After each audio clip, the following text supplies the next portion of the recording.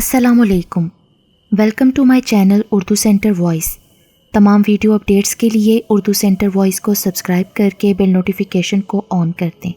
تو آئیے سنتے ہیں آج کی ویڈیو میں ایک ناقابل یقین اور پراسرار کہانی۔ شمع اس وقت کچن میں کھانا تیار کر رہی تھی۔ جوں ہی اس کی نظر کچن کی کھڑکی پر پڑی تو بے ساختہ اس کی چیخ نکل گئی۔ باہر ایک ایسا وجود کھڑا تھا جس کا سر نہیں تھا۔ اس کی گردن سے سرخ سرخ لہو نکل رہا تھا۔ کیا ہوا شمع؟ چیخ سن کر ساس گلشن بیگم کچن میں بدحواسی سے داخل ہوئیں۔ وہ سر کٹا۔ خوف کے مارے شمع کے منہ سے الفاظ ہی نہیں نکل رہے تھے۔ ساس نے اس کے ہاتھوں کے اشارے کی طرف دیکھا، لیکن وہاں سوائے کھلی کھڑکی کے کچھ نظر نہیں آ رہا تھا۔ کیا ہے وہاں؟ کیا دیکھا تم نے جو اتنی خوفزدہ ہو گئی ہو؟ شمع نے حیرت سے کھڑکی کی طرف دیکھا۔ وہاں اب کچھ نہیں تھا۔ سرکٹا غائب تھا۔ امی، ابھی کچھ دیر پہلے سرکٹا نظر آیا تھا تمہیں؟ ساس نے لفظ سرکٹا دہرایا۔ ہاں، شمع نے کہا۔ اگر سرکٹا یہاں تھا تو پھر کہاں غائب ہو گیا؟ ساس نے پوچھا۔ پتہ نہیں۔ دیکھو شمع، تم نے نذیر کی بات کو سر پر سوار کر لیا ہے۔ نذیر میرا بیٹا ہے، میں اسے اچھی طرح جانتی ہوں۔ وہ بہت غصے میں آ جاتا ہے لیکن دل کا برا نہیں ہے۔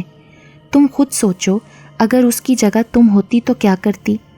10 سال تمہاری شادی کو ہو چکے ہیں، ابھی تک تمہاری گود ہری نہیں ہوئی۔ نذیر مرد ہے، غصے میں آ کر اس نے یہ کہہ دیا ہے کہ وہ دوسری شادی کر لے گا۔ اس کا یہ مطلب ہرگز نہیں ہے کہ وہ واقعی دوسری شادی کر لے گا۔ ساس نے اسے سمجھایا۔ وہ پہلے بھی کئی بار دوسری شادی کرنے کا کہہ چکے ہیں امی، لیکن وہ اب بہت زیادہ غصے سے کہہ رہے تھے کہ اگر 1 سال کے اندر اولاد نہیں ہوئی تو وہ لازمی دوسری شادی کر لیں گے۔ شمع نے ساس کو بتایا۔ نذیر دوسری شادی کس طرح کر سکتا ہے؟ کیا وہ افسر لگا ہوا ہے جو 2 بیویوں کا خرچہ اٹھا لے گا؟ کلرک ہے، کلرک۔ 1 بیوی کا خرچہ اٹھانا ہی اس کے لیے بڑی بات ہے۔ مہنگائی آسمان سے باتیں کر رہی ہے۔ لوگوں کو سفید پوشی کا بھرم رکھنا مشکل ہو گیا ہے۔ 2 بیویوں کا خرچ صرف پیسے والے ہی اٹھا سکتے ہیں۔ پر امی، پہلے وہ کہتے تھے کہ میں دوسری بیوی بیاہ کر لے آؤں گا، لیکن اب کہتے ہیں کہ تمہیں طلاق دے دوں گا پھر دوسری شادی کروں گا۔ ارے تم فکر نہ کرو، میں نذیر کو سمجھا دوں گی کہ آئندہ ایسی باتیں نہ کرے جس سے تمہارا دل دکھی ہو۔ جی امی، ٹھیک ہے۔ تم پریشان مت ہو بیٹا، ورنہ پھر سے سرکٹا اور ڈرائیور کے خیالات تمہیں پریشان کریں گے۔ لیکن امی، میں سچ کہہ رہی ہوں، مجھے واقعی سرکٹا نظر آتا ہے۔ شمع، اگر اس گھر میں آسیب ہوتا تو پھر وہ سب کو نظر آتا نا، صرف تمہیں کیوں نظر آئے گا؟ اچھا امی، میں پوری کوشش کروں گی پھر ایسا نہ ہو۔ شاباش بیٹی، تم اپنے سر پر زیادہ بوجھ مت ڈالو۔ ساس نے اس کے سر پر شفقت سے ہاتھ پھیرتے ہوئے کہا۔ دوپہر کا کھانا کھانے کے بعد شمع کچھ دیر آرام کرنے کے لیے بیڈ پر لیٹ جاتی تھی۔ آج بھی وہ آرام کرنے کی نیت سے آنکھیں بند کیے لیٹی ہوئی تھی کہ اسے محسوس ہوا کہ جیسے کوئی کمرے میں ٹہل رہا ہے۔ بے اختیار اس نے آنکھیں کھول دیں، مگر کمرے میں کوئی نہیں تھا۔ اس نے اپنا وہم سمجھ کر دوبارہ آنکھیں بند کر لی۔ آنکھیں بند کرتے ہی اسے محسوس ہوا کہ جیسے کسی نے اپنا سرد ہاتھ اس کے ماتھے پہ پھیرا ہے۔ گھبرا کر اس نے آنکھیں کھول دیں۔ کمرے میں کوئی بھی نہیں تھا۔ وہ خوفزدہ سی ہو گئی اور بیڈ کے نیچے جھانکنے لگی۔ بیڈ کے نیچے بھی کوئی نہیں تھا۔ اف میرے اللہ، یہ سب کیا ہو رہا ہے؟ آسیب مجھے ہی پریشان کر رہا ہے، کسی اور کو کیوں تنگ نہیں کر رہا؟ شمع نے خود کلامی کی۔ وہ خوفزدہ حالت میں بیڈ پر بیٹھی سوچ رہی تھی۔ اچانک پھر اسے محسوس ہوا کمرے میں کوئی ہے۔ اس نے جو نظریں اٹھا کر اوپر دیکھا تو اس کی چیخ نکلتے نکلتے رہ گئی۔ سرکٹا کمرے کے ایک کونے میں موجود تھا۔ اس کا ایک ہاتھ تو خالی تھا، جبکہ دوسرے ہاتھ میں انسانی سر تھا۔ یہ منظر دیکھ کر شمع کے جسم میں کپ کپی سی طاری ہو گئی اور وہ بے ہوش ہو کر بیڈ پر گر پڑی۔ شام کے وقت ساس کے جگانے پر خوفزدہ سی بیڈ پر سمٹ کر ایسے بیٹھ گئی جیسے اسے کسی سے جان کا خطرہ ہو۔ کیا بات ہے شمع؟ کیا پھر تمہیں کچھ نظر آیا ہے؟ ساس نے پوچھا۔ شمع نے کمرے میں چاروں طرف نظر دوڑائی۔ کمرے میں سرکٹا کہیں بھی دکھائی نہیں دے رہا تھا۔ اس وقت تو کچھ بھی نظر نہیں آ رہا ہے۔ شمع نے کہا۔ پھر تم میرے جگانے پر بری طرح سے چونکی کیوں تھی؟ امی، میرے بے ہوش ہونے سے پہلے سرکٹا نظر آ رہا تھا اور اس کے ایک ہاتھ میں کٹا ہوا سر تھا۔ ارے بیٹی، تم نے کوئی ڈراؤنا خواب دیکھا ہے؟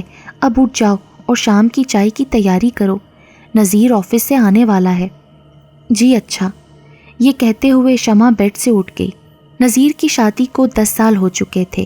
نذیر کی بڑی خواہش تھی کہ اس کے گھر میں بچوں کے کہے گونجے، بچے گھر میں کھیلتے کودتے نظر آئیں، مگر اس کا آنگن ابھی تک سونا تھا۔ نذیر نے اپنی بیوی شمع اور خود کو ہر اچھے ڈاکٹر کو دکھایا تھا۔ ڈاکٹر نے دونوں کو فٹ قرار دے دیا تھا۔ اس کے باوجود ان کا گھر بچوں سے محروم تھا۔ وہ مزید چیک اپ کرانا چاہتا تھا، لیکن ڈاکٹر نے اسے سختی سے منع کر دیا تھا کہ وہ اب اور کوئی چیک اپ نہ کرائے اور اللہ پر توکل کر لے۔ جب قسمت میں اولاد ہونا لکھی ہے تو ہو جائے گی۔ مگر نذیر بے چین طبیعت کا مالک تھا، وہ خاموشی سے کہاں بیٹھ سکتا تھا۔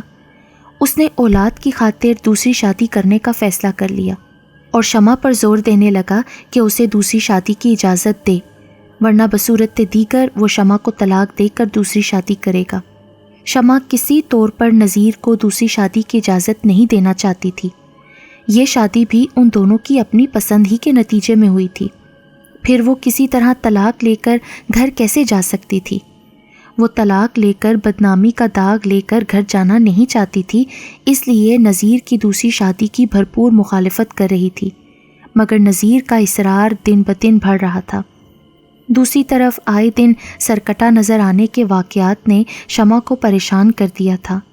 یہ واقعات اتنے عام ہو گئے تھے کہ جہاں بھی اسے دوسری شادی کی بات چلانی ہوتی، وہ یہی کہتے تھے کہ نذیر نے اپنی پہلی بیوی کو ذہنی ٹارچر دے دے کر نفسیاتی مریض بنا دیا ہے۔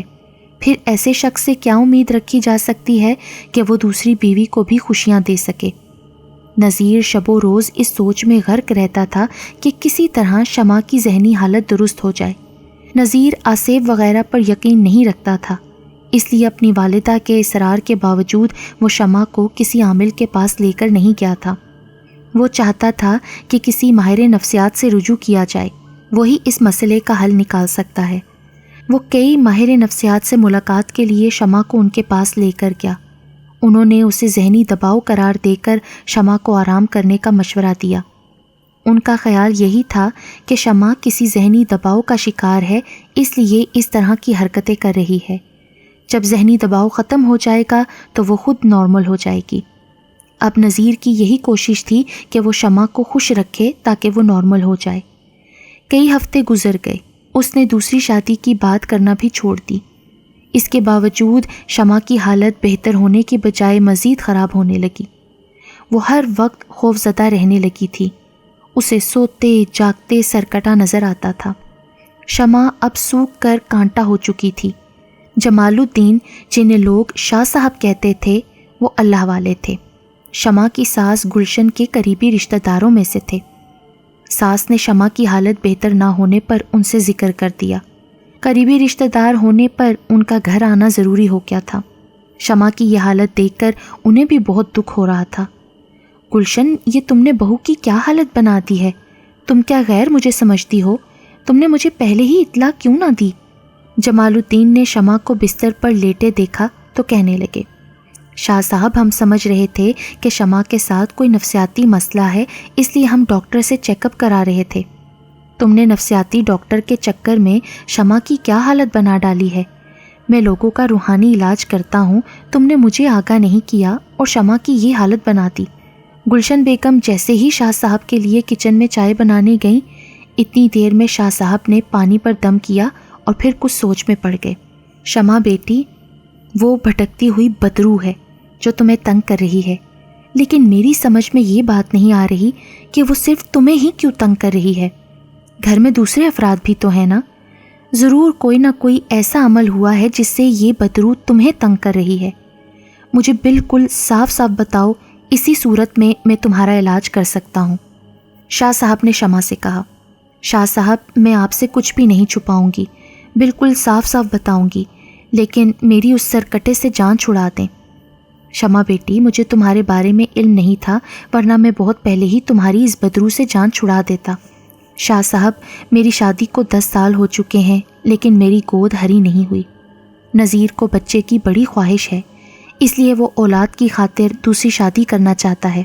میری ایک سہیلی نازش نے مجھے ایک عامل کے بارے میں بتایا۔ وہ غیر مسلم عامل تھا۔ میری سہیلی کہنے لگی کہ وہ غیر مسلم عامل بہت ہی زیادہ پہنچا ہوا عامل ہے، اس کے پاس جو بھی جاتا ہے اس کی مراد بھر آتی ہے، ہو سکتا ہے تمہارا مسئلہ بھی حل ہو جائے۔ میں بہت پریشان تھی، اس لیے میں اس غیر مسلم عامل کا پتہ معلوم کر کے اس کے آستانے پر پہنچ گئی۔ آستانے پر آنے والے لوگوں کا ہجوم دیکھ کر میرے دل میں اس عامل کی عقیدت اور بھی بڑھ گئی۔ میرا نمبر آنے پر عامل نے بتایا کہ کسی نے بچپن میں میرے کپڑے کسی طرح حاصل کر کے کوئی عمل کیا تھا، اس عمل سے میری کوکھ بند گئی ہے، اور جس عورت کے لیے پڑھائی کی گئی ہے اس عورت کا بانجھ پن دور ہو گیا ہے۔ اس عامل کی یہ بات شاہ صاحب مجھے اس لیے درست لگی تھی کیونکہ بچپن میں میرے کپڑے چھت پر سکھانے کے لیے ڈالے گئے تھے۔ اتفاق سے ہوا تیز چلنے پر کسی نے ارادے کے تحت میرے کپڑے لے لیے تھے۔ ایک ہفتے بعد وہ کپڑے گلی میں ملے تھے۔ کپڑے کی شلوار میں سگریٹ کے سوراخ کیے ہوئے تھے۔ گھر والوں نے اس بات کو کوئی خاص اہمیت نہیں دی تھی۔ اس عامل سے وہ بات سن کر مجھے پکا یقین ہو گیا تھا کہ وہ درست کہہ رہا ہے۔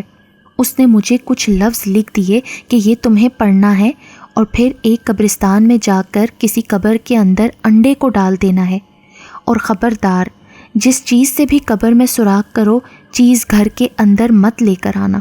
میں نے صبح کے وقت اس انڈے پر عامل کے بتائے ہوئے لفظ پڑھ کر دم کر دیا، لیکن مجھے اس انڈے کو فوری طور پر کسی قبر کے اندر ڈال کر آنا تھا۔ میں سبزی لانے کے بہانے گھر سے نکلی تو میری ساس نے کہا کہ چاقو خراب ہو گیا ہے، ایک بڑا سا چاقو بھی لے آنا۔ میں اچھا کہہ کر بازار چلی گئی۔ سبزی اور چاقو خرید کر میں نے قبرستان کا رخ کیا۔ قبرستان بازار سے قریب ہی ہے۔ میں بے حد گھبرائی ہوئی تھی، ایک خوف قبرستان جانے کا اور دوسرا خوف یہ تھا کہ مجھے قبرستان میں کوئی دیکھ نہ لے۔ اگر مجھے کسی نے قبرستان میں دیکھ لیا تو میرے متعلق من گھڑت باتیں گھڑ لی جائیں گی۔ رشتہ دار موقع کی تلاش میں رہتے ہیں، ذرا سا موقع ملنے پر چھوٹی چھوٹی باتوں کے افسانے گھڑ لیتے ہیں۔ مجھے یہی خوف تھا جس کے سبب میرے ہاتھ پاؤں پھول رہے تھے۔ انڈا بھی کسی قبر میں ڈالنا ضروری تھا۔ قبرستان میں داخل ہو کر میں نے ادھر ادھر دیکھا۔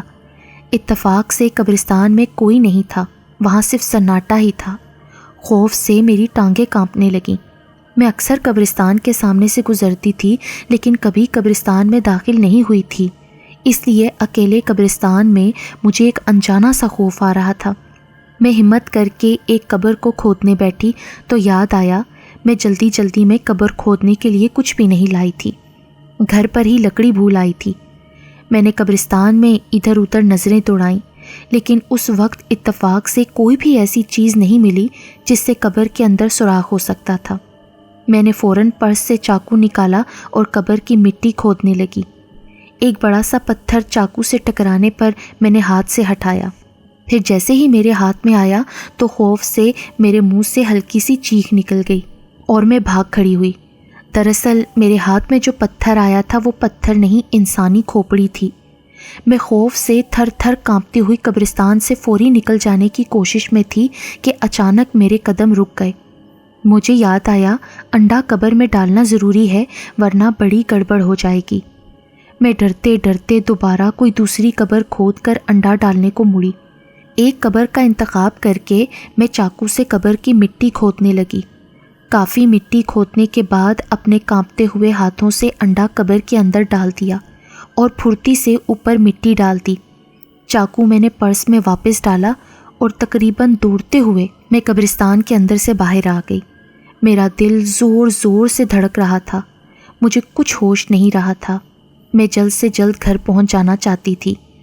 گھر پہنچ کر میں نے سکون کا سانس لیا۔ مجھے اپنے آپ پر خود حیرت ہو رہی تھی کہ میں یہ کام کیسے کر آئی۔ ویسے کوئی مجھے لاکھ روپے دے کر یہ کام کرنے کا کہتا نا تو بھی میں یہ کام ہرگز نہیں کرتی، لیکن اپنے گھر کے اجڑنے کے ڈر نے مجھ سے یہ کام کرا دیا۔ میں نے اس چاقو کو اچھی طرح سے پانی سے دھو کر استعمال کر کے رکھ لیا تھا۔ ابھی مشکل سے ایک دن ہی گزرا تھا کہ مجھے وہ سرکٹا نظر آنے لگا۔ میں نے جب اس عامل کو سرکٹے کے بارے میں بتایا تو وہ غیر مسلم عامل مجھے غصے سے دیکھتے ہوئے کہنے لگا، تجھے میں نے کہا تھا نا کہ جس چیز سے قبر کی مٹی کھودنا اسے گھر میں لے کر نہیں جانا، لیکن مجھے ایسا لگ رہا ہے کہ تو ضرور وہ چیز گھر لے کر چلی گئی ہے۔ بابا مجھے کوئی ایسی چیز ملی ہی نہیں تھی جس سے مٹی کھودتی، اس لیے چاقو سے مٹی کھودنی پڑی۔ تو اسے گھر لے جانے کی کیا ضرورت تھی؟ وہیں قبر میں ڈال دیتی نا۔ بابا مجھ سے غلطی ہو گئی ہے، ایک ایسا عمل کریں کہ میری اس سرکٹے سے جان چھوٹ جائے۔ میں نے اس غیر مسلم عامل سے التجا کی۔ تم نے جس قبر میں انڈا ڈالا تھا، میرا علم بتا رہا ہے کہ جس شخص کی وہ قبر ہے، زندگی میں اس نے لوگوں کو بہت ستایا تھا۔ قتل و غارت گری اس کے لیے معمولی بات تھی، جس کے باعث کسی نے دھوکے سے اسے اسی طرح قتل کیا تھا کہ اس کی گردن ہی دھڑ سے الگ ہو گئی تھی۔ تم نے اس کی قبر میں جان بوجھ کر انڈا نہیں ڈالا۔ یہ اتفاق ہے کہ تم نے ڈالنے کو جس قبر کا انتخاب کیا وہ اسی کی ہے جس کی بدرو بھٹک رہی تھی۔ میرے پاس اتنی شکتی نہیں ہے کہ اس آتما کا مقابلہ کر سکوں، اس لیے اب تم بھگتو۔ عامل نے مجھے غصے سے کہا۔ بابا آپ کچھ کریں، میں نے پھر التجا کی تو وہ کہنے لگا، دیکھو بی بی، میرے چھوٹے چھوٹے بچے ہیں، اتنا ہی عمل کرتا ہوں جتنی مجھ میں شکتی ہے، اس سے زیادہ عمل کرنے پر وہ بدروح مجھ پر حملہ کر کے مجھے مار سکتی ہے، اس لیے معاف رکھو مجھے۔ ہاں اگر کوئی اور ایسا عامل تمہیں مل جائے جو اس بھٹکتی بدروح کو قابو رکھنے کی شکتی رکھتا ہو، اس سے اپنا علاج کرا لینا۔ عامل کا صاف دو ٹوک جواب سن کر میں خاموشی سے چلی آئی، اور میں کر بھی کہہ سکتی تھی، غلطی میری اپنی ہی تھی۔ میں نے لالچ میں خود برائی مول لی تھی۔ میں مختلف عاملوں کے پاس بھی گئی لیکن کسی سے کوئی فائدہ نہیں ہوا۔ پھر میں نے خود کو حالات کے دھارے پر چھوڑ دیا کہ جو قسمت میں ہے وہی ہوگا، شاید میری قسمت میں ایسے ہی مرنا لکھا ہو۔ شمع نے اپنی آنکھوں سے بہتے ہوئے آنسو پونچھتے ہوئے شاہ صاحب کو بتایا۔ ارے شمع بیٹا، تم مایوس نہ ہو، کیونکہ مایوسی کفر ہوتی ہے۔ میں جیسا کہوں ویسا کرنا۔ میں آج پینے کے لیے یہ دم کیا ہوا پانی دے کر جا رہا ہوں، اس پانی کو پینا بھی ہے اور گھر کے چاروں کونوں میں چھڑکنا بھی ہے۔ شاہ صاحب نے دم کیا ہوا پانی شمع کو پکڑا دیا۔ شمع نے بوتل سنبھال کر رکھ لی اور شاہ صاحب کی ہدایت پر مکمل عمل کیا، جس سے اس کی طبیعت میں خاصی بہتری آ گئی۔ ایک ہفتے بعد جب شاہ صاحب گھر آئے تو وہ چند نقش گھر میں لگانے کے لیے دے گئے۔ گھر میں نقش لگانے پر وہ سرکٹا شمع کو نظر آنا بند ہو گیا اور شمع کی طبیعت اب بہت اچھی ہو گئی۔ شاہ صاحب کا دم کیا ہوا پانی پابندی سے شمع پی رہی تھی اور گھر میں چھڑک رہی تھی، ساتھ ہی 5 وقت نماز کی پابندی بھی کر رہی تھی۔ اس طرح 1 ماہ کے اندر اندر وہ بالکل صحت مند ہو گئی تھی، اور اب کہیں سے نہیں لگتا تھا کہ وہ بیمار یا خوفزدہ ہے۔ اس کے صحت یاب ہونے پر نذیر بہت خوش تھا۔ ایک دن وہ اسے سمجھاتے ہوئے بولا، شمع تم فکر نہ کرو، میں دوسری شادی نہیں کروں گا، قسمت میں جب اولاد ہوگی تو ہو جائے گی۔ ہاں تو میں بھی تو تمہیں یہی سمجھاتی تھی نا نذیر، لیکن تم پر دوسری شادی کا دورہ پڑا تھا۔ ہاں اب وہ دورہ ختم ہو گیا ہے، تمہیں آئندہ مجھ سے کوئی شکایت نہیں ہوگی، نذیر نے مسکراتے ہوئے کہا، کیونکہ شاہ صاحب نے نذیر کو اس کی بیوی کے ساتھ بیتے ہوئے تمام واقعات بتا دیے تھے، اور ساتھ ہی یہ بھی تلقین کی تھی کہ اولاد ہونا یا نہ ہونا اللہ کے ہاتھ میں ہے، اس میں شمع کی کوئی غلطی نہیں، اس لیے تم اس کو طلاق دینے اور دوسری شادی کرنے کی دھمکی دینا بند کر دو۔ اگر تم یہ کام نہ کرتے تو شمع بھی اپنی شادی شدہ زندگی کو بچانے کے لیے عملیات کے چکر میں کبھی نہ پڑتی۔